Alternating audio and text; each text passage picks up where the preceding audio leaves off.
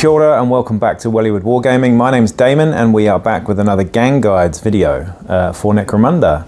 This time I'm actually skipping forwards a little bit and I'm going to move on to the 6 houses, which I know is a little bit earlier. I said I'd do all the non-house gangs first.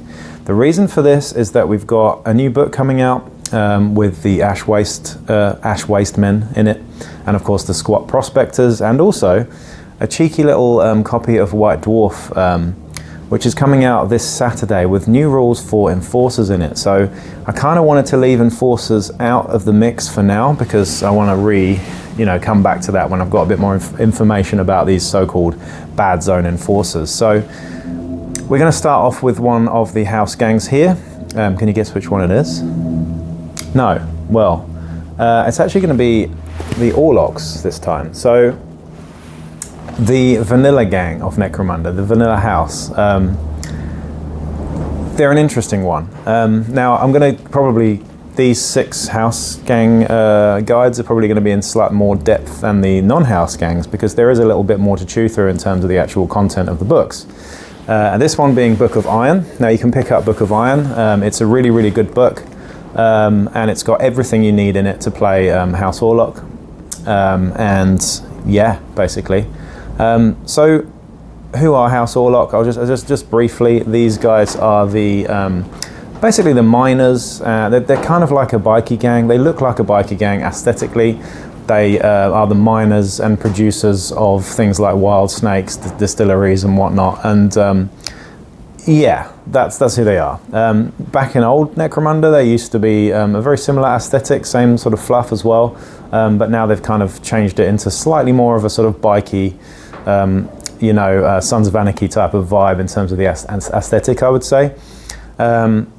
So yeah, I would say that Orlocks are, and this is a personal thing, of course, because aesthetics it's completely down to your personal taste, but I love all the Necromunda models that they've released so far, whether it's Forge World or Games Workshop, and I would say that the Orlock house models are probably my least favourite out of the bunch.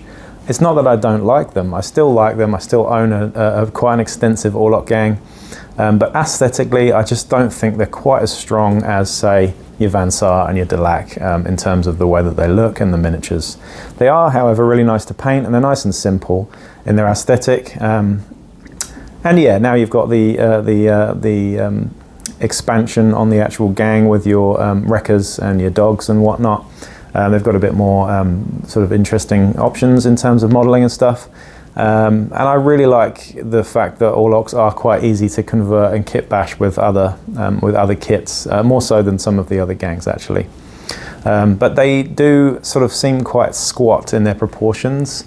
I don't mean squat as in Space Dwarf, I mean squat as in they are quite sort of dumpy looking. If you compare them to other, if you put a Delac model next to an Orlock model, the Orlock looks very sort of dumpy, short legs, short arms and stuff. So bear that in mind. But if you like the aesthetic, then go for them. Now, how do they play? How are Orlocks in the game? And now they used to be one of the 2 gangs that you got in the starter box originally back in N95, along with Goliaths. And of course, they switched out Orlocks for Escher in the newer version of the game. I think just to be more inclusive and just to sort of push the female gang narrative as well. And Escher have always been one of the more popular gangs in the game, and they're arguably the most popular now, I would say, judging by the amount of people I know that play Escher. Orlocks, however, are still a fan favourite, and they really do have their own unique vibe. Just to put it very, very simply, I would say Orlocks are the sort of masters of nothing. They're not good at anything particularly, but they're not bad at anything either. They are the most vanilla gang in a lot of ways. So I would say out of the six house gangs that you could play if you were to get into Necromunda, Orlocks are probably the easiest and the most accessible, I would say. So there you go. Orlocks as a starting gang, for me, at least from my perspective, I think Orlocks are a really, really, really great place to start. because they just have fairly simple gang lists, and they're really good too. They are definitely middle to top, I would say, now that this book is out in terms of the tiering. They weren't previously. So how do they play and what's their play style, I suppose? Like I said, they're not particularly great at anything, but they're not particularly bad at anything either. However, they do have quite a few tricks up their sleeves now that this book is out. The first one, I mean, the way that I could identify them in terms of a style of play is that they are a short to mid-range shooting gang. They have access to ferocity skills, which are some of the best skills in the game. They also have bravado skills, which are unique to House Orlock now. You're looking at basically a slightly more fragile kind of Goliath gang. So similar sorts of guns, lots of lots of heavy shot. They don't really have any access to energy weapons, basically. That's what I'm trying to say. So you don't really have any las weapons like you do with, say, Van Saar. You do have some plasma, but in terms of like actual sort of las weapons, then no, you don't really get access to those on your starting list. It's very much, the Orlock vibe is very much bolt weapons, shotguns, and autogun weapons. So if you like lots of Dakar and lots of rapid fire, then Orlocks are the gang for you 100%, because they've got the most of it. They also get access to some really good shooting skills, and some of the other things that you can do with Orlocks, including tactics cards and general sort of shenanigans, revolve around shooting and high damage output, actually, because we're looking at quite a lot of damage to shooting weapons, i.e. bolt guns, shotguns, combat shotguns, things like that. So you can put out a lot of hurt with Orlocks, and sometimes if you're facing an Orlock gang and you've got a fairly fragile gang, you will get absolutely mauled. I've been on the receiving ends of some severe spankings from Orlocks, and it's not very nice just because of that 2 damage on those bolt guns and everything. So, you know, most gangs you play against have strength 3, damage 1 weapons often, you know, and quite a lot of them with a few key pieces that might do you a bit more damage. But Orlocks have lots and lots of high damage output, high rapid fire. They kill you pretty easily if they hit you. So really, it's all about range. Orlocks do not have a high range. The longest range sort of weapons that they get usually are 24 inches max. You do, of course, have access to some heavy weapons that have longer range, but generally speaking, you're looking about a 12 to 24 inch threat range from your Orlocks, and that's really where they operate best.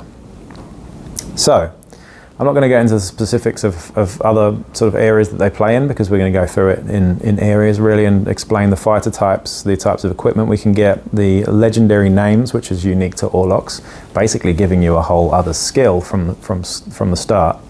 And yeah, we're going to go through the book and just highlight everything that House Orlock can offer you as a player of Necromunda. So, getting into the book now. I'm going to start off with the fighter types here for House Orlock. The first one, of course, is your leader. Now, this guy is called a road captain.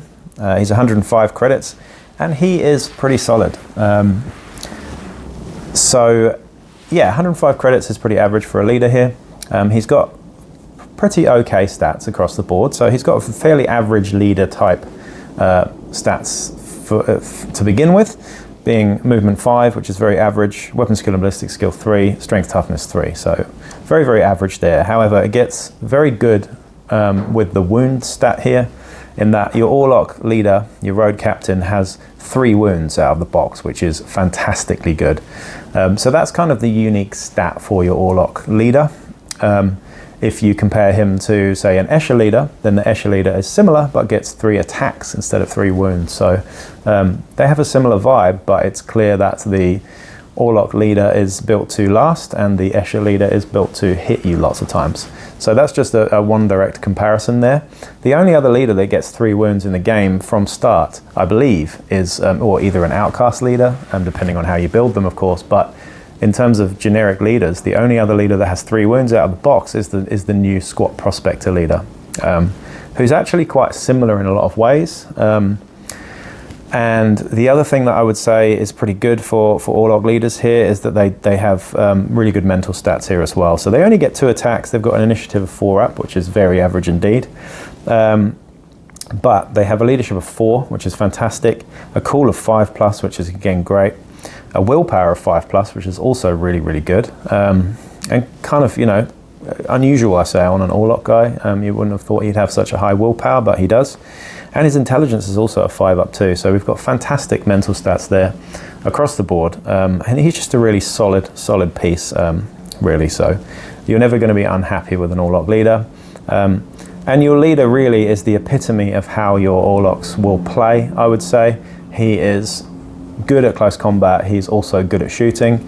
He gets access to some skills which can do both. So he's definitely going to be an all-rounder most of the time, and I can't really see anybody gearing him towards 100% close combat or 100% shooting. I think he's best doing both of those roles. And just being an all-round badass pretty much. Now he does get obviously leadership as a primary skill there, so you can take Iron Will should you wish, and I talk about that skill a lot because it stops you bottling so quickly. However, Orlocks do not bottle as easily as other gangs because they have quite high cool, but that's not the main issue. They have something, well, I'm going to go into it in a minute. Their super champion does also stop you bottling as well because he adds +2 to your sort of crew number kind of thing, or your bottle roll. I'll explain that in a second though, but it's not as important taking skills like Iron Will on a Orlock gang generally. You also got some good tactics cards, I believe, that you can use to stop the bottle stuff happening so much, but generally Orlocks stick around a lot more than some of the other house gangs, except for maybe Goliaths. So they get that as leadership access out of the box. They also get ferocity, which, as I've said before, is definitely one of my favorite skill lists. You can utilize a skill like Nerves of Steel here with your cool of 5+, which means that you remain standing instead of being pinned very, very, very often. You can also use things like True Grit to keep him alive and take less damage once he has lost those 3 wounds. Or you could even take Unstoppable, getting back flesh wounds, or even Fearsome to stop people charging you as easily and things like that. But he also gets Savant as well, which if you're playing in a long campaign, Savant skills can be really great. Skills like Munitioneer, Savvy Trader, Medicae, you name it. You've got a few different options there, even Fixer actually, which can give you money post-game. Worth thinking about Savant skills because they are, even though they don't usually affect in-game as much, they're usually campaign focused, I suppose, in terms of the benefits that you get from those skills. It's worth thinking about. I mentioned earlier Bravado skills. Now those are the Orlock skill table, as each house has its own skill table. Bravado is that for Orlock. Your leader gets that as a secondary, so your leader's not really going to be taking Bravado skills ever.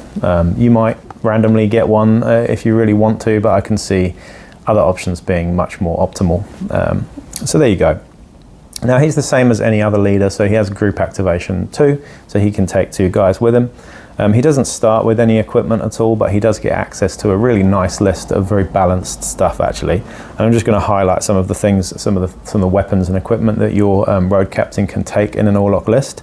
But of course, when you recruit him, you're able to give him 1 skill as well. I think Nerves of Steel would be my top choice for most Orlock leaders. I just think it's a really, really great skill, particularly when you've got that such high cool with a 5 up there. That would be my number 1 skill choice on nearly every Orlock leader.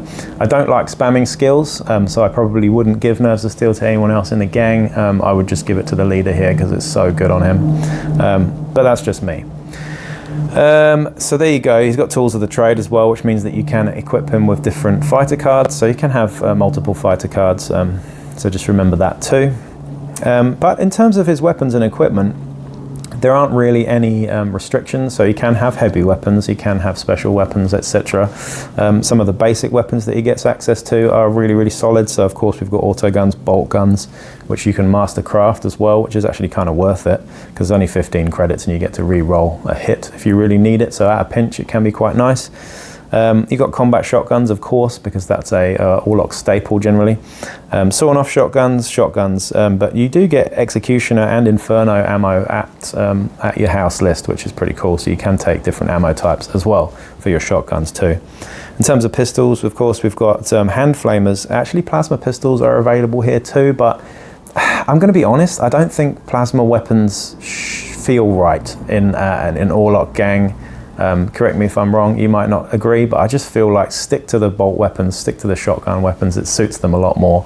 Plasma and energy weapons just don't really go with Orlocks. I know you can get them on the weapon sprues and stuff, and that's great, but I tend to give that a miss myself. Melter guns, though, you could argue that they're kind of used in mining and whatnot, so maybe melter guns, but yeah, if you want to talk about melter guns, then that's just death for everybody, really. So moving on to those special weapons, we can have combi bolter melters, which are really, really tasty. Very, very expensive at 165 credits, though, but really nasty. You've also got bolter grenade launchers, which is quite an interesting one as well. So you've got your frag profile on the grenade launcher and a bolter as backup. Remember, both of those have got a 6-up ammo. So when you combine that with a combi weapon, you're looking at running out of ammo. You're basically only shooting one of those things.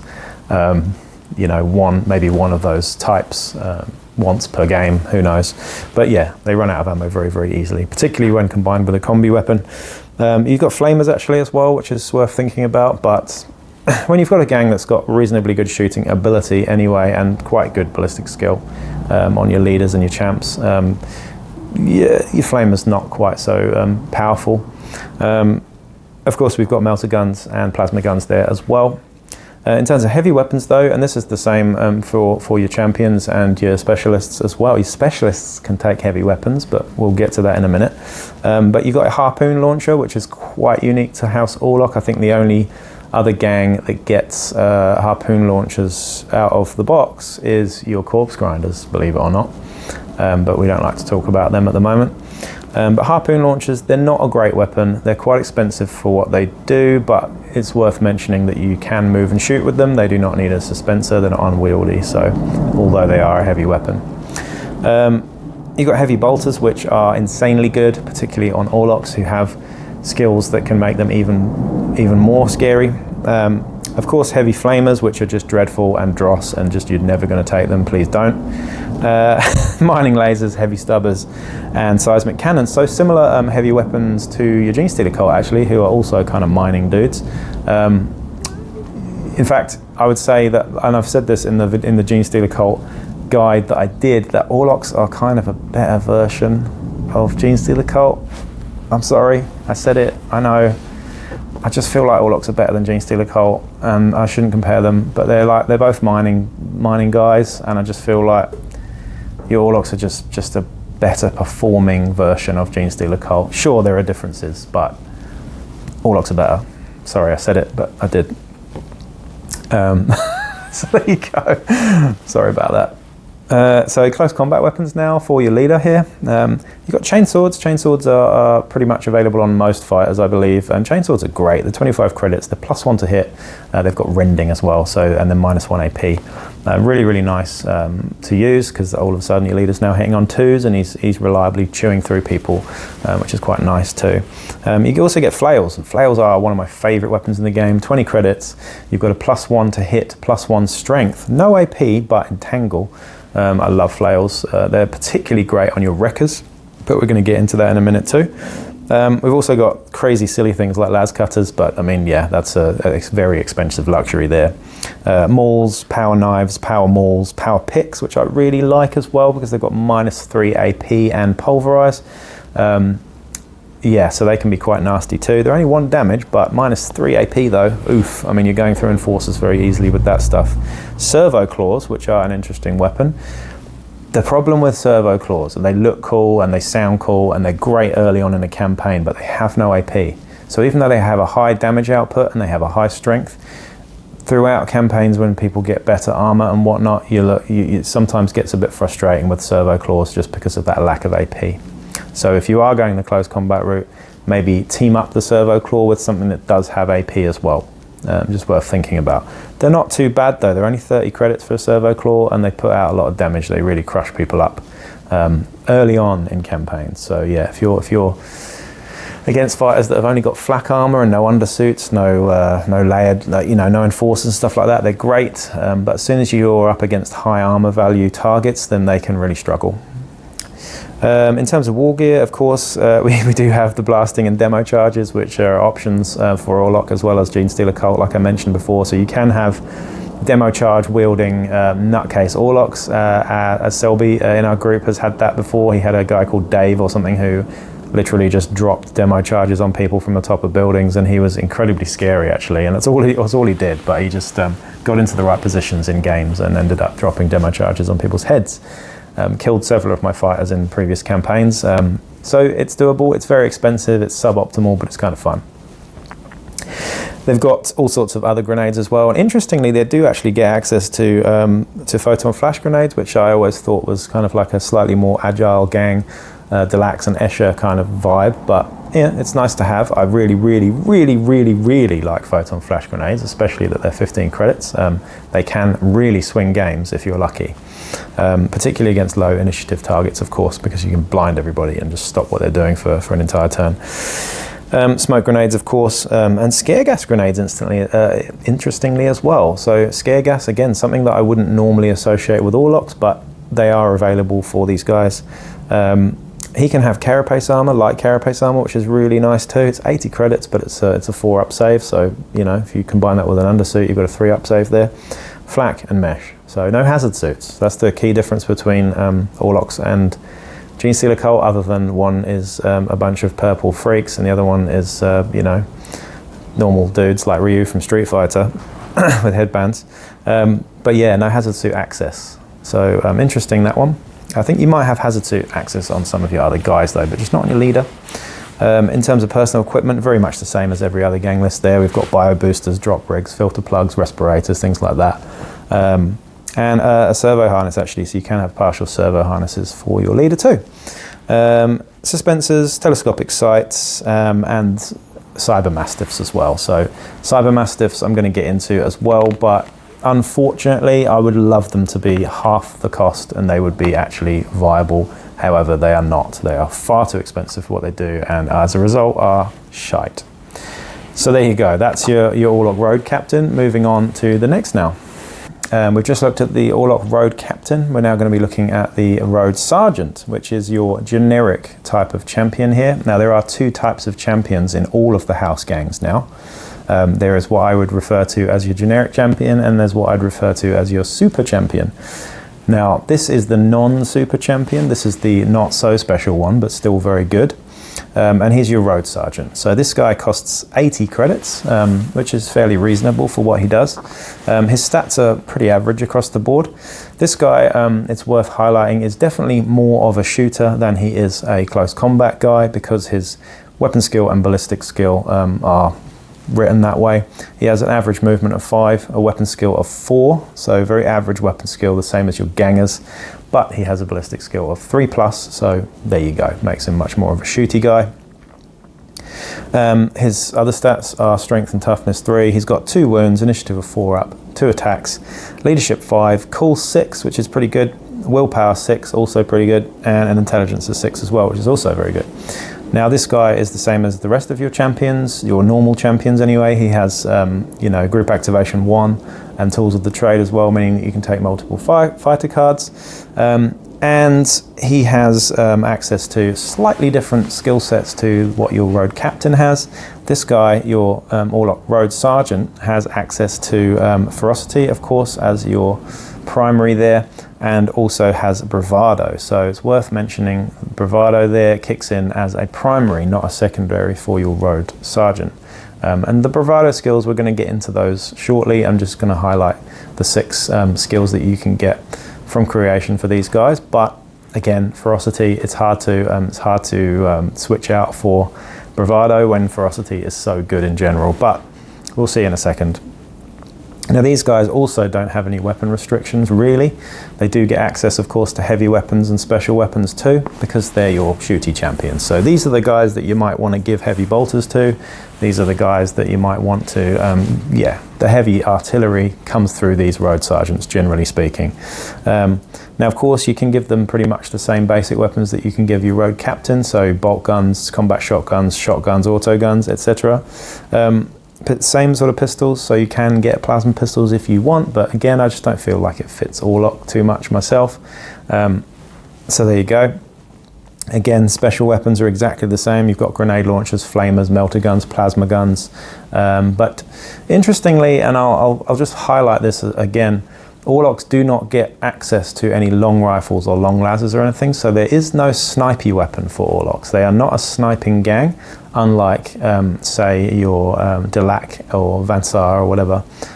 Or in fact, a lot of gangs have access to long rifles, Cawdor as well. So Orlocks are most definitely a short to mid-range gang in nearly all respects. However, your heavy weapons do have a bit more range as well with your heavy stubber and your heavy bolter, whatnot. So the same gear, basically the same close combat weapons that we mentioned with the leader, so chainswords, flails, things like that. The same amount of grenades, basically all of the same stuff. They can also get access to cyber mastiffs too. So that is your Road Sergeant. Now, your Road Sergeant is quite different to your Super Champion, but not as different as other houses' Super Champions are to their normal champions. Sorry if that sounds confusing, but the Orlock Road Sergeant and the Orlock Arms Master can cross over and fulfill a similar sort of role in an Orlock list if you want them to. Of course, you can build them however you want, but the next guy that I'm going to talk about is quite limited in how you build him, so you can end up having two fairly similar champions even though they've got different fighter profiles.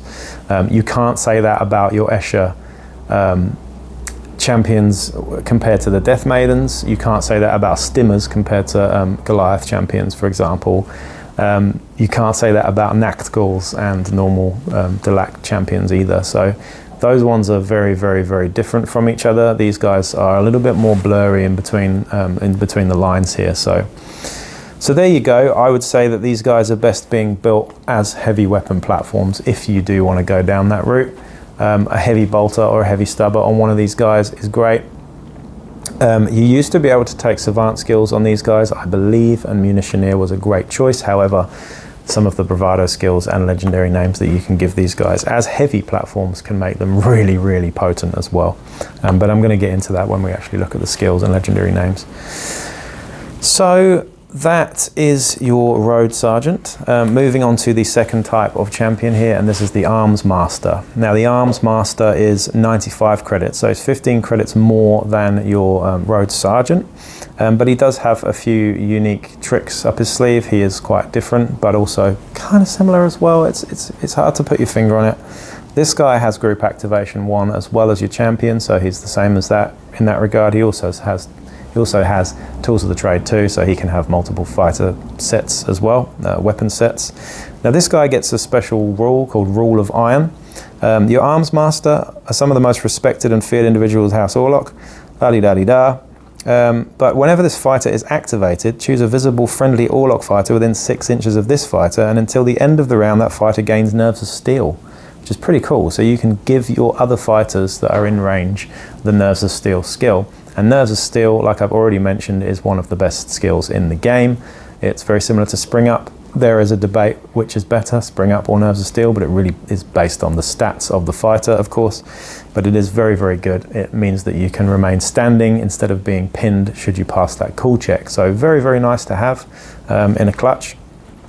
And he also subtracts 2 from the result of bottle checks if he's on the field. So really, really cool. So while he's in the game, you're much less likely to bottle, which to me makes me pretty much, he is 100% a taker in every Orlock build, really, I would say. Like if you don't take an Arms Master, your gang doesn't have that edge in terms of the bottle and stuff. So he's really, really, really, really good. However, he is quite limited in the equipment and weapons that he can take, but it doesn't mean he's not good. He's still very, very good. In terms of the skill access on this guy though, he gets ferocity again as a primary across the board. Orlock get ferocity generally. And he also gets bravado. So the same skill sets as your Road Sergeant, but a slightly different vibe generally. So like I said, I would probably go with heavy weapons and special weapons on your Road Sergeant. This guy, however, can be slightly more close combat orientated, but he's also really nice with the combat shotgun too. His stats though Just moving to his stats quickly, excuse me. He has an average movement of 5. Again, the key difference here though, in terms of his weapon skill, of course he has a slightly better weapon skill than the Road Sergeant in that he has a 3-up instead of a 4-up. So he's definitely better at fighting in close combat. He also has the same ballistic skill, so he's just as good at shooting too. Strength and toughness 3, 2 wounds, initiative 4, 2 attacks, leadership of 5, cool 6, willpower 6, intelligence 6. So all of those stats are exactly the same as the Road Sergeant. The only thing that stands out that's different is the weapon skill there is slightly better. So you're paying 15 credits really for a slightly better weapon skill and an excellent special ability in that Rule of Iron. So he's definitely worth it. So yeah, moving on. In terms of what he's able to equip himself with, in terms of basic weapons, he's only able to get combat shotguns, and that's it. You can't take bolt guns, you can't take anything else. He just likes shotguns, which is cool. The model in the box comes with a combat shotgun, I believe, and it's a pretty cool model actually. He's one of the best looking Orlock fighters if you ask me. But you can also equip him with the close combat loadout as well, which is as follows. The only pistol though that he can get is a stub gun, so only stub guns on this guy. When you build him, that is. And only close combat weapons that he gets access to on creation is a fighting knife, a power knife, an arc hammer, which is fucking ridiculous. Arc hammers are disgustingly nasty if you get hit with one of those. And a two-handed hammer too, which is something you're never going to take because there's arc hammers available. So there you go, he gets access to the same grenades that every other Orlock gets, your blasting charges, demo charges, incendiary charges, smoke grenades, la-di-da-di. Armor, he can get carapace, flak, mesh. He can also get heavy carapace armor as well, which is quite cool. That's quite unique to him because the Road Sergeant and Road Captain do not get access to heavy carapace. Of course, heavy carapace is very nice, but it does reduce your initiative by 1, and it also does mean that you're -1 when charging as well. But he does get field armor access, so we've got a conversion field here, and conversion fields are pretty good. I think they have a 5-up invuln save generally, but they can burn out, so bear that in mind too, unless I'm thinking of refractor fields. Can't remember the difference, but they're quite similar. And he can get full or partial servo harnesses too. The one in the box, the model that you get in the box, has got the servo harness on it, which is quite cool, and you don't have to put it on the model, but it looks kind of cool with it. And yeah, it just makes them bigger and tougher and stronger as well. So personally, I like to give these guys a combat shotgun, or even actually just a generic shotgun and some nice ammo types, and just go down the shotgun savant route, which is something I'll talk about in a minute when I go through the bravado skills and the legendary names. So there you go. So that is your Orlock Arms Master. Moving on to the next fighter type here, and that of course is your Wrecker, and he's your Prospect. Now Prospects are unique to house gangs. No other gangs get Prospects. Prospects are like Juves, but usually slightly better, and they have special rules in terms of how they skill up and stuff like that. The Wrecker, I think, is an excellent addition to the Orlock list and makes them go from being kind of dull and kind of boring prior to this book. But now the Wrecker adds some real flair and some real flavour to this gang. Basically, these guys have got pretty simplistic jump packs, but guys with jump packs, what's not to like? It's pretty cool. So they've got not great stats in general, they're okay, but they've got a movement of 6, which is quite good, a weapon skill 5, which is bad, ballistic skill 4, so they're definitely better at shooting than they are at close combat. Strength 3, toughness 3, wounds 1, initiative 3+, so they've got slightly better initiative, slightly more agile because these guys are younger generally. Attacks 1, leadership 9, terrible. Cool of 8, also terrible. Willpower of 8 and intelligence of 8. So terrible mental stats there, and the 55 credits. So slightly more expensive than your Orlock Ganger, which we're going to get into in a minute, but they have jetpacks, which makes them really cool. So these guys are Prospects, so they do have, like I said, they're slightly different in that they get something called hot-headed, which all Prospects get, which I think means when you get seriously injured, when your Prospect gets seriously injured or taken out of action, other fighters nearby don't have to make cool checks because they're just like, oh, the guy's a Prospect, who cares? Which is quite cool. And they're also a fast learner as well, so during campaign play, when this fighter gains a characteristic advancement, they do not need to spend an additional 2 XP if the characteristic being improved has already been improved. So they're cheaper to skill up in that regard in terms of XP. Now the skill access that they get as well is actually shooting as a primary, which is unusual. So that's quite nice to have. And they do have slightly better ballistic skill, but they don't have access to long range shooting weapons. So they're really, really pistoliers in a lot of ways, I would say. Here is their equipment list out of the box. So they do get a sawn-off shotgun with, just a sawn-off shotgun. They can take solid shots on those as well. But pistols-wise, they get auto pistols, bolt pistols, which is quite nice, hand flamers, plasma pistols, stub guns. I like stub guns on these guys the most, basically just because you've got a +2 to hit at short range, and when you've got a jump pack, you can get in short range pretty quickly. You've also got chainswords at close combat, fighting knife flails, which are, as I've mentioned before, the best weapon for one of these guys, and you'll see why in a second. Servo claws, interestingly, so you can give these guys multiple servo claws and charge in with your jetpack if you really wanted to, and your shitty two-handed hammer as well. These guys also get access to demo charges, frag grenades, crack grenades, and melter bombs. So you can build these guys into grenadiers, and they're quite effective because they're really, really good hit and run units in this game. Flak armor and hazard suits. So these guys can get hazard suits, unlike your champions and leader that I've just mentioned prior to this. They can get drop rigs, filter plugs, photo goggles, and respirators, and that is all of their equipment basically. Now, they have a jump booster. So the jump booster is really, really cool. Basically gives you extra movement, and you can use it in several different ways. You can turbo boost the thing and get extra movement out of it if you want, but generally if you're charging with a wrecker, you get +1 to hit and +1 strength from your jump pack, which is awesome. Now, if you combine that with a flail, which is +1 to hit and +1 strength, all of a sudden your weapon skill goes from being a 5 up to a 3 up, and your strength goes from being a 3 to a 5. So let that sink in a little bit. Personally, a stub gun and a flail, I think, is the optimal loadout for these guys. It's just fantastic. Hand flamers are pretty nice on these guys too, if you can get one, but very expensive luxury there. But I think a couple of wreckers with flails and stub guns are not that expensive and are pretty damn effective.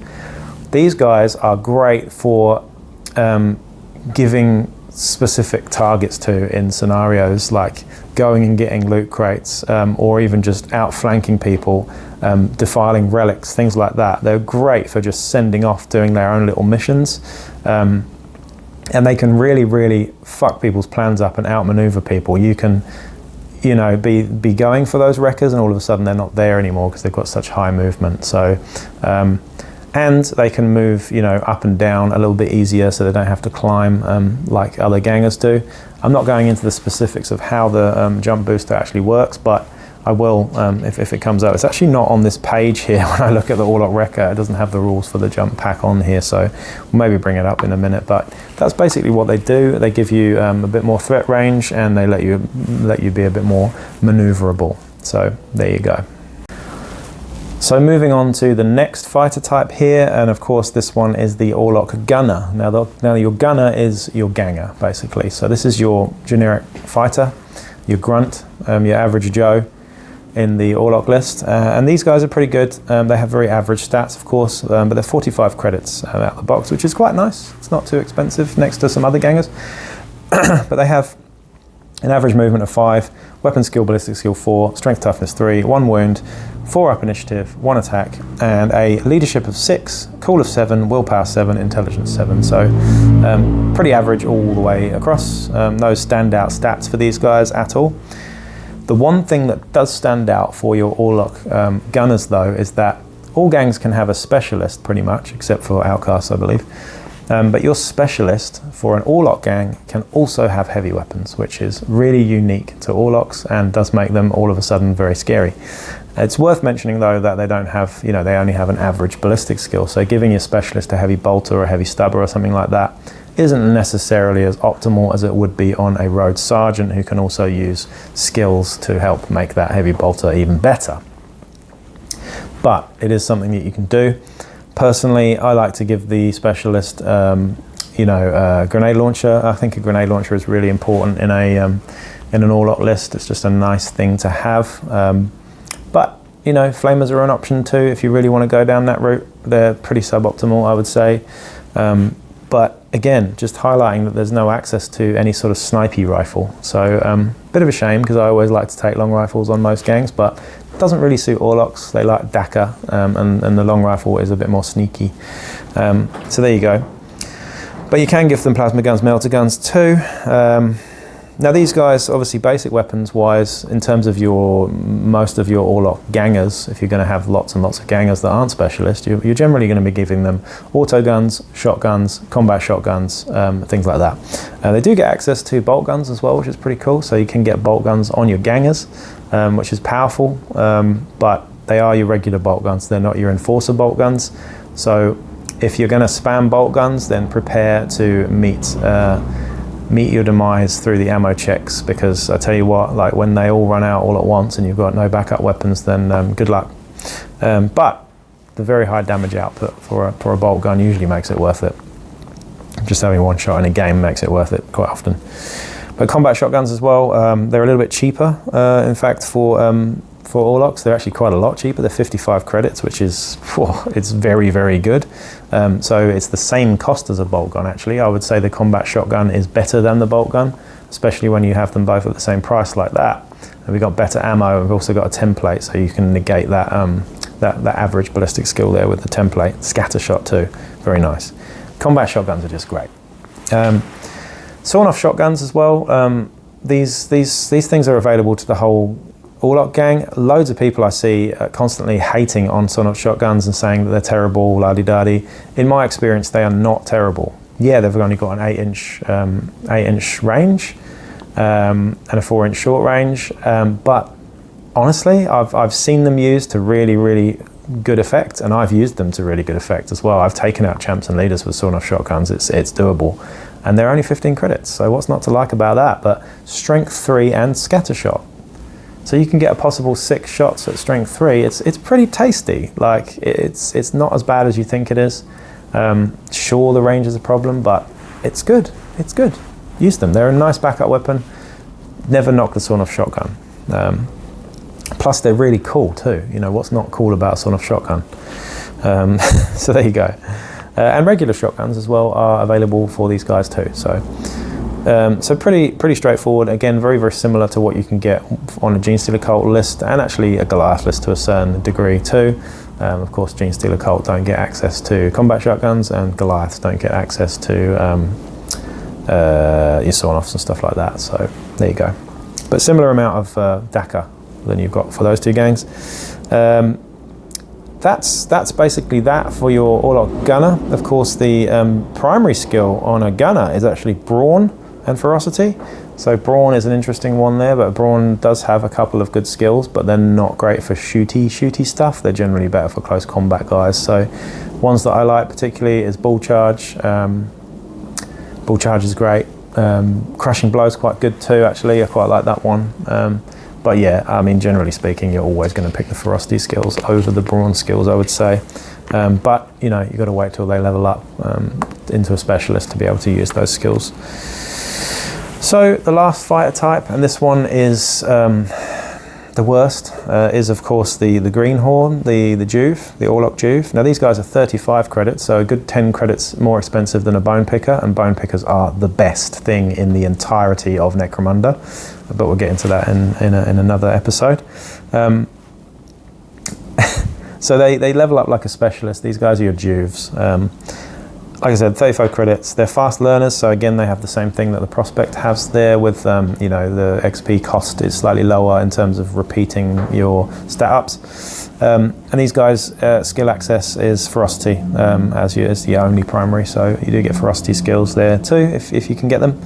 And these guys have a fairly limited equipment list too, because they're Juves. So they do get sawn-off shotguns. That's the only basic weapon they can have, but sawn-off shotguns on these Juves are quite good actually. But auto pistols and stub guns, I mean, stub guns are always better than auto pistols, in my opinion, just for that +2 short range on these Juves anyway. But you get chainswords, fighting knives, flails, love them. Mauls, not so nice. And two-handed hammers again on your close combat. They can get blasting charges, demo charges, frag grenades and crack grenades, so you can make these guys into grenadiers too, but they've got pretty poor ballistic skill anyway. So stat-wise, they are slightly higher movement, so they have movement of 6 there. weapon skill and ballistic skill of 5, so not as good as the prospects. Strength 3, toughness 3, wounds 1, initiative 3, so slightly higher than your Ganger. Attacks 1, leadership 7, cool of 8, willpower of 8, intelligence of 8, so slightly below average on those mental stats as well. But yeah, so they're not that great though, basically. But for 35 credits, there are much, much better Juves in this game. These are probably, I would say, the weakest Juve type in the entire of the 6 house lists, maybe, apart from maybe the Goliath Forgeborn, but even with those, you can do stuff with their stats. But yeah, I don't really like the Greenhorn. I don't know if I would take one unless I was really pushed for credits and only had a certain very small amount of credits left to fill out a gang. There is a tactics card that gives you 3 Juves for the game, which I think is a great tactics card to choose for a campaign deck. It gives you 3, I believe 2 or 3 free Juves for the game, and they all get sawn-off shotguns, which is quite cool. Really fluffy and fun, that one as well. So when I built my Orlock gang, I deliberately knew that I was going to take that card, so I built 3 Juves with sawn-off shotguns just for that very purpose, but I've never and will never buy a Juve unless I get one free from the settlement. So there you go. Yeah, they're just not very good. So that's that. Moving on now to your exotic beasts, pets and brutes. The first thing, and the thing that you associate House Orlock with, is of course your Cyber Mastiffs. Now Cyber Mastiffs look wicked, sound wicked, and really should be wicked, but they're crap, unfortunately. And the reason why they're crap is not because of their stats or anything, it's just because of the cost. They cost 100 credits, these things. 100 credits when your average Ganger costs 45 credits and can do a lot more in the game. Cyber Mastiffs, they're not hacked Cyber Mastiffs, they're legit and they're legal, so they're not as bad as a hacked Cyber Mastiff. You don't have to worry about them so much, but they've got the same movement as your Ganger, so a movement of 5, a weapon skill of 3, so they're obviously better in close combat. They can't shoot anyway because they are dogs, doggos. They've got a strength and toughness of 3, only 1 wound, initiative of 4, attacks 1, leadership 7, cool 6, willpower 8, intelligence 8. That's your stats for the Cyber Doggo. Now, I'm just going to reiterate this. 100 credits is, what, 5 credits cheaper than a Rogue Captain? Just thinking about it. Your Rogue Captain, I think it was 105 credits, right? So a Cyber Mastiff is 100 credits. I mean, it's just this bonkers. They should be 50 at very most. I think arbitrators around the world should just go, you know what, have them for 50. Because I would have loads of them if they were 50, just because they're fun. They're not, still wouldn't be that great at 50 credits, but you know, there you go. And these guys have got a couple of special rules. The first one is they are watchdogs. So if the Cyber Mastiff's owner is a sentry in a scenario that uses the sentry special rule, very situational. I'm not even going to tell you what it does, but there are very few scenarios where we're actually going to be using sentries generally. If you are, basically they're better at spying stuff because they're guard dogs. The next one is Loyal Protector. This one's quite good though, and this is kind of the reason why you might take them.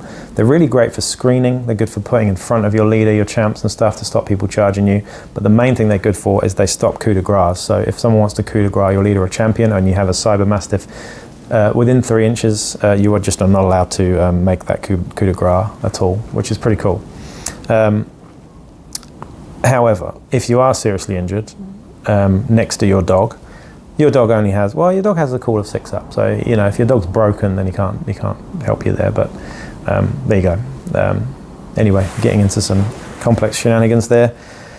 But that is your, that is your Cyber Mastiff there. They have a Savage Bite, which I can't remember what a Savage Bite does, but I think it might have rending. It's probably got rending, right? Sounds about right. And it may even have more damage too, I'm not sure. But there you go. That is your Cyber Doggo. Now, there are a number of Dramatis Personae you can take. There's a special Cyber Doggo, which is really cool. It's got like digi flamers and grenade launchers and shit on it as well, which is cool. But there you go. Moving on to the brutes though. Brutes wise, we've got access to, of course, Ambots and Ogryns. But the main one and the really cool one, of course, is your, what's it called? Cargo Servitor. So we have a servitor here, Orlock Lugger. And this guy's quite interesting. He's not the best of the brutes. He's one of the worst of the brutes, actually. But he is a gun platform, and he's pretty cool in that respect. This guy's 230 credits, so he's more expensive than an Ambot and nowhere near as good. But Ambots are just too good for the price, if you ask me. avoid ambots. They're just a bit meh, a bit cheesy, I think. But anyway, the Lugger cargo servitor is armed with a harpoon launcher. So he comes with a harpoon launcher and light carapace armor. His stats are movement 4, weapon skill 5, ballistic skill 4. So pretty average ballistic skill, not very good at close combat. Strength 5, toughness 5, really good. 3 wounds, initiative 5, 2 attacks, leadership 7, cool of 5, willpower 9, intelligence 8. Now you can upgrade the harpoon launcher to a heavy bolter for 50 credits, a heavy flamer for 85 credits, and a plus 20 credits for a heavy stubber. So heavy stubber is quite a nice option on this guy, I think. For 20 credits, it's not too bad, but it still makes it 250 credits for this guy. And you can upgrade his light carapace to heavy carapace should you wish, but a guy who's got toughness 5 and 3 wounds, I don't really think he needs much armor, to be honest. And he can take a mono-sight, interestingly, as well. Now this guy is a weapons platform, so an unwieldy ranged weapon mounted on a servitor is far more maneuverable.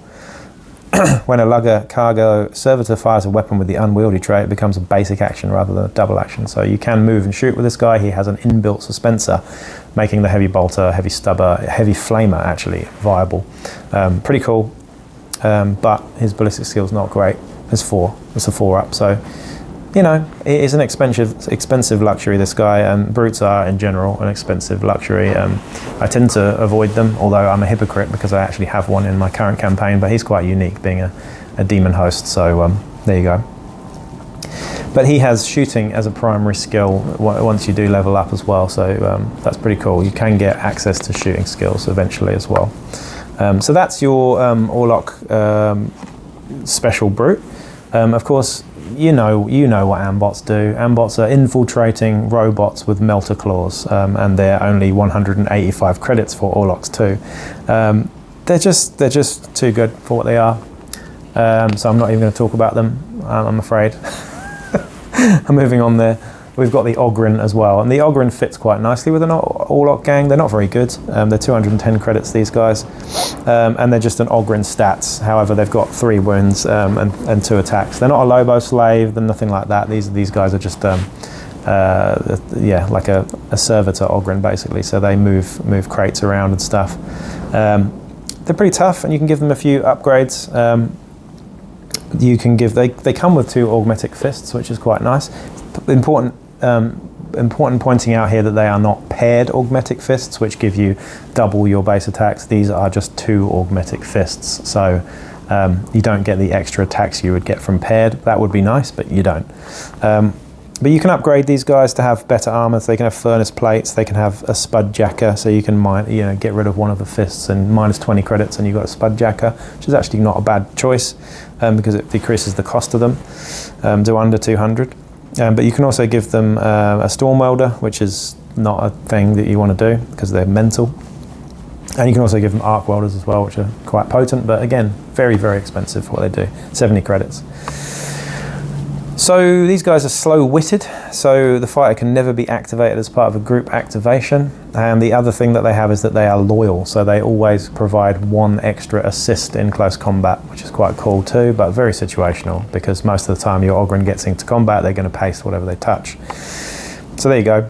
And of course they get brawn skills once they skill up, so not great, not optimal, but there you go. So that is your general sort of house list and all the fighter types, including the brute and pet there. Let's move on to the next bit. God damn it, I just recorded the whole thing and didn't record, so I'm going to have to do the whole thing again on the skills and legendary names here, but getting into it. Bravado skills. Now these are unique to House Orlock, and there are 6 skills in this list, just like you have with your finesse skills for Escher and your muscle skills for Goliath and whatnot. Here we have bravado skills. So some of these are quite good, some of them are not. The first one is Big Brother. So while this fighter is standing and active, any friendly fighter with the Gang Fighter X special rule that is within 9 inches in line of sight of this fighter may use this fighter's cool characteristic for nerve tests instead of their own. Meh, it's okay. And it's nice, but there are better skills. The next one is Bring It On. So you get to make a unique basic action, which is called Challenge. So I can challenge a fighter within 12 inches. And if he wants to shoot anyone but me for challenging him, he has to make a willpower check, which is quite cool. I think it's a willpower, yeah, it is a willpower check, to shoot anyone else. So yeah, interesting, quite fluffy. The next one is Gilder Contacts. Now, any bounty hunters and Hive scum reduce their cost by D6 times 10 credits to a minimum of 20 credits. So you get cheap hired guns basically, but the way that we do our campaign is we have inducements anyway, and we also have a bounty list as well. So doesn't really apply to our campaign, but it might do to yours. The next one is King Hit. Now there's a better version of this, which is a legendary name, but this one is a skill. You can basically choose to make one close combat attack, and instead of all of your close combat attacks. This one does gain knockback, shock, pulverize, and concussion. So knockback is nice, shock is great, pulverize is nice, and concussion is okay. But it's cool, but you're sacrificing for one attack. Sometimes it's just better off to hit people with multiple attacks with something a bit less crazy. I don't know. It's nice. The next one, and I really like this build on the Arms Master, is Shotgun Savant, particularly with a combat shotgun. But if you have a combat shotgun, a normal shotgun, or a sawn-off shotgun, this gives you the short range modifier for long range. So pretty cool. So it'll give you the short range bonus for long range on that shotgun, which I think is quite cool for sawn-off shotguns. I think it might be +2 at 4-inch range, so you get +2 at 8 inches, which is really nice. And scatter shot for Shotgun Savant means that you get to roll 2d6 and pick the highest. So your scatter shot on your regular shotgun, you get 2d6, pick the highest. Your scatter shot on your template for a combat shotgun, which is ridiculous, gives you 2d6 and you choose the highest. And your scatter shot on your sawn-off also has that too, which is really, really cool. And really, really dangerous, basically. And the next one is Steady Hands. This is the last one in the Bravado skills list. When this fighter is activated, before declaring the first action, this fighter may perform a reload simple for free. Quite cool, actually. Good for your bolters and grenade launchers, heavy bolters, just to try and get that ammo coming back at some point. However, what it's best for, I think, is just, if you've got someone with a plentiful weapon, I don't know, you could reload, move and shoot. Something like that. I think plentiful on sawn-offs. Are sawn-offs plentiful? I think they might be, which means that you could reload, then you could move into that range, and then you could shoot it. It's quite nice, but it's not an optimal skill. It's just nice. And now we've got legendary names. So legendary names are unique to Orlock, and this is really what makes them go from being an average gang to being a very good gang, I think, personally. And you might disagree with that, but I think some of these are really fucking good. And there are some combinations that I particularly like here that I'm going to tell you about. But you have 3 lists here. Each list has 6 names in it, and these names can be given to your road captain, your road sergeant, and your arms master at creation, but you can also give these to your other gang fighters as they skill up too throughout a campaign. And it effectively gives you another skill. So you take your primary skill and then you give one of these as well. So you can combine the 2 things and make some really cool stuff happen. The first list is called Unbelievable Escapes. Now you have Iron Hard. This is excellent. Your first serious injury or out of action counts as a flesh wound. However, once this happens, you automatically fail your next bottle test that you're required to make. So, give your leader Iron Hard, and he's already got, I don't know, True Grit and Iron Hard, and he's got 3 wounds, and he's incredibly hard to bring down. It just makes him even harder to bring down, and means that he's pretty much surviving most games as a given. Pretty cool, really fluffy. I like the fact that you fail your bottle test after that as well. It's a nice trade-off. It's harsh, but it's cool. Really like that one. The next one is Bullet Dodger. So this is similar to, actually no, so you once per battle you can force the opponent to re-roll a hit roll on you. So that's quite cool. You've then got Bad Zone Legend. This one is just interesting. You get a 3+ save against bad zone environments and stuff like that. But during this fighter's next activation, they cannot initiate or take part in group activation, so you're never going to take that skill. It's just trash. Don't even think about it. Sorry, I have strong opinions. The next one, Promethean Proof Killer, basically means that you can't be subject to the blaze condition. Really good, because it means that you don't have to rely on hazard suits. You can still have good armor and have this. Very good if you're in a campaign with 10 Cawdor gangs. Not so good if you're not in a gang, in a campaign with lots of blaze. He can't use the leading by example rule though as a trade-off. So there are always trade-offs with these names. The next one is Slippery Scummer. So if you're captured, you can choose to capture a different fighter. However, that fighter cannot be rescued. So that's quite cool too. Fluffy, but cool. And the next one is Blade Breaker. So this is similar to the dodge skill actually. So if you're hit by a close combat weapon on a 6, the hit automatically becomes a miss, and they're disarmed, which is kind of cool. So it's not as good as dodge in that you don't get to use it on shooting attacks, but it is quite nice anyway, because it means that they're disarmed. So if someone hits you with something particularly scary like a shiver blade, shiver sword or something, and you roll that 6, then they're disarmed, so you don't have to worry about them so much. All of a sudden that Nactical becomes a bit of a pansy. So there you go. The next one is Impressive Leadership. So this is the second legendary name group here. The first one is Big Man in one word. They may, when this fighter makes a group activation, they may use a 6-inch bubble instead of the 3-inch bubble. However, you're constantly under a infrascope, in that your hard cover reduces to soft cover, your soft cover reduces to no cover. So it's the opposite of the evade skill. It's anti-evade, which is terrible. It's not a good trade-off. Why would you want a 6-inch activation bubble at the cost of being shot much more easily? You just wouldn't, would you? Or maybe you would, I don't know. Maybe you're the kind of person that likes that skill. I hate it. I think it's terrible. The next one is Lucky. Once per battle, this fighter can change the result of any dice they've rolled to a 6. However, in a battle that uses reinforcements, you are always a reinforcement. That's quite nice, because reinforcements are fairly not that common in most scenarios, I would say. The next one is Impressive Scars. So as long as a friendly fighter has line of sight to this fighter, the distance between the fighter and this fighter does not matter for the purposes of leading by example. However, this fighter must reduce the number of fighters they can include in a group activation by 1. Meh. Thoroughly meh, this one. Yeah, nothing more to say about that. It is what it is. This one's a bit strange. I hate the name of it. Too Pretty for Primus. It doesn't make any sense. Too Pretty for Primus. Figure that out. I've no idea, especially when I read you the skill out, because you'll be like, what does that even mean? If this fighter is still on the battlefield at the end of the battle, their gang gets 2d6 times 5 credits. However, if you roll a double, those credits go to your opponent. So it's quite fun, it's quite fluffy, but why is it called Too Pretty for Primus? Bonkers. I don't get it. I just don't get it. So I don't like it for that reason. The next one is Iron Stare, which I think is the best one in this group. Really, really cool. If you're visible to your opponent, if you're in line of sight of your opponent, you have to pass a cool check to shoot them, which is quite cool. And you're never counted as target priority doesn't affect you, basically, which is really, really good.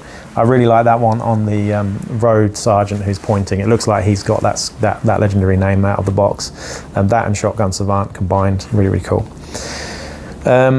And the last one is Rock Steady. So Rock Steady, as long as this fighter is standing in active or standing in engage, you can roll 2d6 for bottle tests and apply the lowest result. So, however, if your gang fails its bottle test, friendly fighters must re-roll a successful cool check. So it's a big trade-off there, but it's also quite a good one. That's worth looking at, but I'm not going to think about it too much here as we skip to the next one. The last list is called Improbable Beatdowns. Terrible names for these legendary names, and terrible names for the for the lists as well. Yeah, I don't know what they were thinking. I think this is it feels like an afterthought, some of these. Do you think that? I think so, anyway. This one's quite cool, One Punch. So this is, what were we talking about earlier? King Hit or something, the skill. This one's a much better version of it. So instead of getting shock, concussion, knockback, la-di-da-di, you get to make one close combat attack. But this one is strength 8, damage 2, and no save can be made. So you're hitting like a melter gun there. Well, not quite as much damage as a melter gun, but you're hitting like a melter gun with 2 damage, but with no save. And that does say no save roll can be made, with the exception of field armor. So if they've got a displacer field or something, they can use it. But if you're someone with heavy carapace armor and an undersuit, it doesn't get a save against that, and it's strength 8 and 2 damage. So lovely jubbly, that one. I like it. This one, Bullet Lord. This is the skill you give to your heavy bolter champion. This is the skill you give to your heavy bolter champion. once per battle, rather than rolling the firepower dice, you get to immediately choose the 3 on the firepower dice. So pretty cool.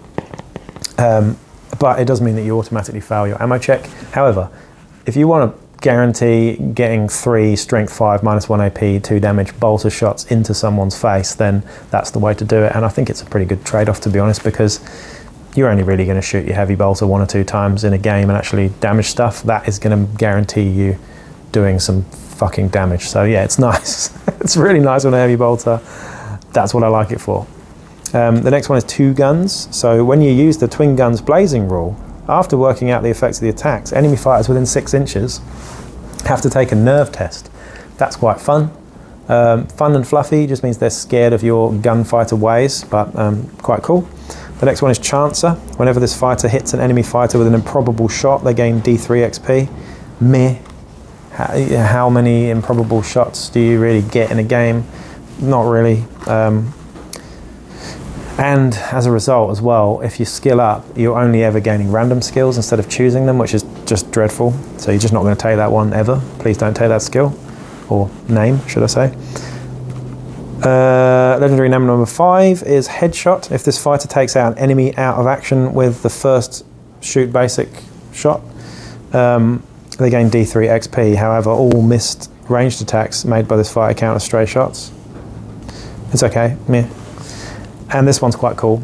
1 shot. So once per battle, this fighter can choose to automatically hit with a ranged attack. They can't do it with blast or rapid fire. But however, this fighter must make shoot activations basically if he can. But that is really fucking dangerous with a melter gun. So no rapid fire or blast, but yeah, like a melter gun, for example, like automatically hitting with a melter gun is going to guarantee a very, very messy situation for whoever gets hit by it. That is the list of all the legendary names and skills as we move into the next bit now. Whew.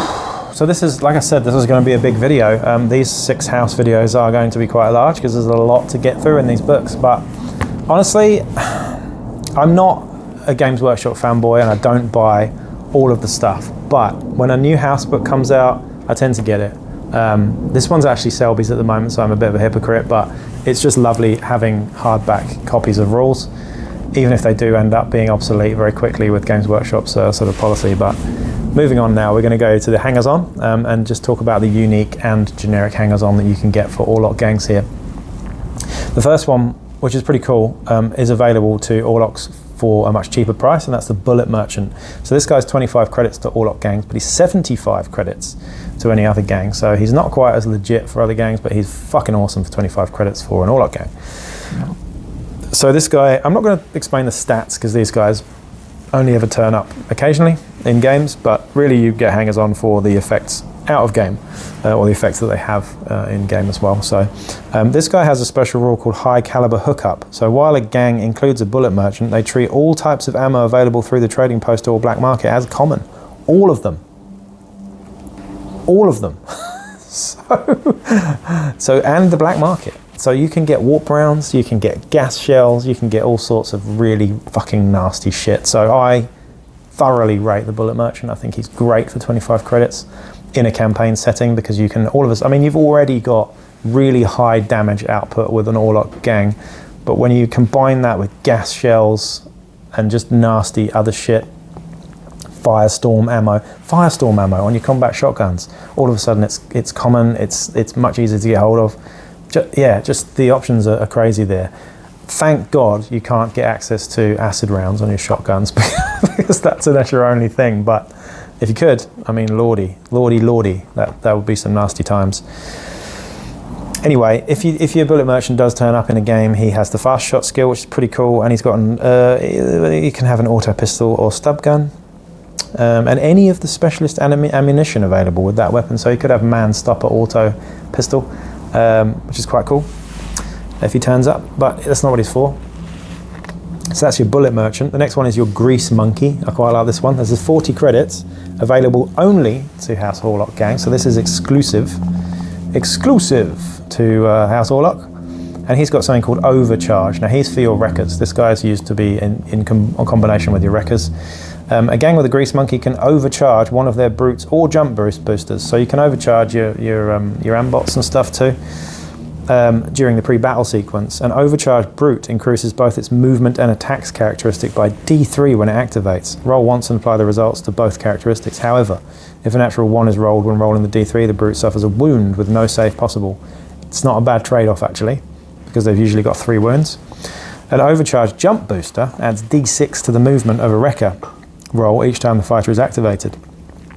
If a natural 1 is rolled, then no extra movement is gained, and the wrecker may only perform a single action during activation as they struggle to control. So it's not that bad, but it's pretty cool.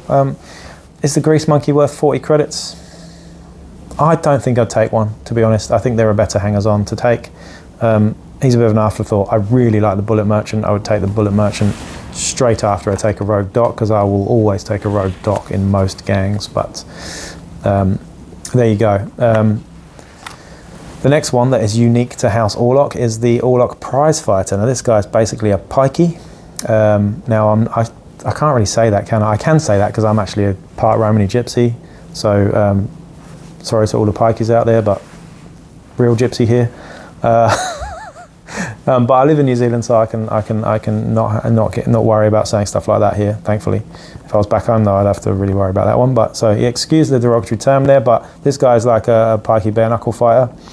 He's quite cool. So basically in the collect income step of the post-battle sequence, the gang with the prize fighter may enter them into a fight. If they do, roll 2d6 and choose the highest, then multiply the result by 10 to see how many credits the fighter has for the gang. If however a roll of 1, no money is made, and if a double run is rolled, the prize fighter has been killed and must be removed from the gang's roster. So this guy's 40 credits. It's pretty good to get extra cash, but again, doesn't really necessarily work in our campaign. We get a sort of weekly pay, so you could do it weekly, I suppose. But yeah, it's nice to have extra money, but yeah, it's all right. The next one's Gang Lookout. So this one is available to any gang. It's only 20 credits as well. And what he does is during skirmish play, a gang with Lookout may add 1 to the dice roll to determine which gang is the attacker or defender. Additionally, if a gang with the Lookout is the defender in a scenario it uses a sneak attack, add 1 to all rolls to determine if the sentry spots the attacker. It's 20 credits. It's cheap, but it's just not that great. It's okay. It's okay, but we don't roll off. Well, we do roll off for attacker defender, but it depends which part of the campaign you're at. If you're in the takeover phase, then obviously if you're the one who's been challenged for a territory, then you're the one who is the defender by default. But it would work quite nicely in an early part of our campaign anyway. So I'm just relating it to how our campaigns work in general, but yours might be very different. And the next one, of course, is the Rogue Doc. You probably know what a Rogue Doc does, but Rogue Docs are pretty handy to have because they save you lots of credits on injured fighters that might die. However, they quite often backfire and end up being worse than what you intended, but they're still really good to have. And they're 50 credits, but I think these guys are essential in most gangs, particularly if you've got high credit value fighters generally that you want to keep surviving. So they can patch fighters up, so they get to make an additional medical escort in the post-battle sequence. This visit does not cost any credits, so you're saving the credits from that, which is usually 2d6 times 10, which is a lot. However, if a roll of 6 on the table is treated as stabilized rather than a full recovery, due to the Rogue Doc's comparatively limited supplies and the lack of proper medical technology. So you can have more than one of these as well. You can have 2 of them, in fact, just to get you another escort. But yeah, they're pretty cool. They're pretty good to have. I tend to have one just as backup. It's like having an apothecary in Bloodpole, basically. They don't always work, but when they do, it's quite nice. The other one that you can have is ammo jacks. Now, ammo jacks are, I would say, more relevant actually for Orlocks, as you have some more opportunities to run out of ammo with Orlocks, I would say. With bolt guns, grenade launchers, things like that. So ammo jacks are pretty good. And ammo jacks are 50 credits. They're actually quite good in game as well if they do turn up, because they've got good weapons and stuff. But the main thing that they do is if you fail your ammo check on a 1 with 1 ammo jack, you get to re-roll it. If you have 2 ammo jacks, it's a 1 or a 2. If you have 3 ammo jacks, it's a 1, 2 or 3 on the ammo roll. You get to re-roll it. So pretty cool, but it will be 150 credits to do that. You can have a dome runner and you can have a slopper. Dome runners are okay, sloppers are okay, they're 20 credits each. A slopper on a 6, you get a fighter out of recovery, and a dome runner, what do they do again? When you open a loot casket, you may choose to re-roll the d6 to determine what the contents are. However, they must always accept the re-roll. Yeah, so there you go. That is your, those are your hangers on there. So moving on to the next bit now. So there you have it. That is pretty much my coverage of the House of Iron there and the Orlock house in general. I'm not going to go into the house favors and stuff, and I'm not going to go into the alliances either, because I should maybe for some of you that use it, but I haven't got the energy, and we don't use any of those things for our campaign either. It just adds further complexity to stuff that doesn't really need it, but you get the idea. That is a summary of House Orlock in general. I used to be not a fan of House Orlock. I used to think they were my least favorite house in the game. Since the House of Iron book came out, though, I would say they're actually up there for me. I really like them. They aren't the best house gang in the game, but they're certainly not bad. They're around the middle to the top, actually. I think they're really good. They're great for beginners, like I'm going to say, like I said at the beginning there. If you're new to Necromunda, I think they're really, really great for beginners. Not only are the models very easy to paint, they're quite easy to paint. Actually, they're not overly complex. They're not overly fiddly. They're actually really easy to put together and build. You've got some really nice looking miniatures there. They're not the best looking, like I said before, but they're pretty cool. But they're a really potent gang in the game. If you're if you're a fan of Dakka and you like shooty Dakka stuff with lots and lots of rapid fire and high damage output, then this is the gang for you, 100%. Wreckers make them instantly much more fun, and of course you can have those cyber doggos as well if you really want to, but they're not optimal at all, and they're going to cost you a lot of credits to do so as well. But just having the access to legendary names so that you've got basically effectively more skills does make them quite a bit more potent. We've also got access to some very, very good tactics cards as well, like the one I mentioned before with the Juves. I think nearly every house gang gets a Juve card now, but theirs is quite cool. I like Orlocks. They are one of those gangs that do lack a bit of flavour. I think their identity is solid now with the new book, but they do feel a little bit vanilla. They don't have quite as much character as some of the other house gangs, but I think that's what makes them quite good for beginners as well. I made mine into the mongrel mob, so that was quite cool. Made them into a mongrel mob themed gang, or mighty mastiff mob actually, what I called them. I'll show you some pictures of them with this as well. But I like Orlocks. I think they're a really nice gang to play. They can be really, really punishing if you're on the receiving end of a beating by Orlocks. They can really, really mess you around, and they're really hard to get rid of. With the Arms Master, with that +2 to your bottle rolls, and the leader having 3 wounds and stuff, Orlocks are tough. Not quite as tough as Goliaths, but they are really tough to crack open. They're quite nasty at times. Another way of making Orlocks even better, I think, is to, of course, corrupt them with a Chaos deity to make them even better, or even Gene Stealer Tainted as well, which does kind of fit Orlocks actually. Particularly as you can combine the kits for Gene Stealer cults and Orlocks fairly well. So that's worth thinking about. A Tainted Gene Stealer cult Orlock gang is quite good, but for beginners, don't do that option. I think just keep it simple, and there you go. But in terms of playing them, in terms of recommended lists, everything that I mentioned before really I think is a really nice list. I would take a leader with maybe a bolt gun and a chainsaw, something like that. With that legendary name that keeps you alive and Nerves of Steel, I think is a nice option. My Arms Master I would normally take a combat shotgun with, and I'd usually give him Iron Stare and Shotgun Savant. And for the champion, I think Heavy Bolter or Heavy Stubber with Bullet Lord, and maybe not really sure what else to give him, but you've got a few options. Maybe True Grit, it's quite nice just to keep him alive a bit more. But Wreckers, Wreckers are really, really fun. You know, you might not like the models, you might think they're a bit silly, but they are really, really fun in the game. And you look at their stats and you think, oh, they're not that good. But like I said, if you give them stub guns, you've got +2 at short range. It's quite nice to have, and you can close the distance with these guys quite easily. And flails are awesome on them for the +1 to hit, going to +2 to hit with your charging, and +2 strength technically if you're charging as well.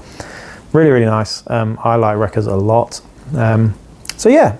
There you go. I hope you enjoyed that. Please, I'm going to come back actually and do the as soon as I get my grubby little mitts on that White Dwarf article, I'm going to do Enforcers, and I might do the Enforcers as Enforcers before and Enforcers now. I'm not sure if this new Bad Zone Enforcers list is actually going to replace it, or it's alongside it, or it updates it. I'm not really sure, but we'll come back really soon when I've got that White Dwarf article in my hands and I can actually read that one out to you and explain what it's all about. And then, of course, I'm going to go back to doing Squat Prospectors and Ash Wastemen as well, as soon as that book drops too, which is going to be in a week's time, I believe. So, and then we'll move on to the rest of the houses. But I thought, while Selby gives me the Book of Iron here, he's lent me this so I can go through this. But I don't want to keep it from him too long, because it's his precious House Orlock book there. But anyway, please like, share, subscribe. Thank you very much to Patreons as well. We do have a Patreon set up now, so I haven't really thought about expanding that just yet in terms of what to offer, but I will do. I'll look into it very soon. And your support is super, super, super appreciated. So there you go. Peace out.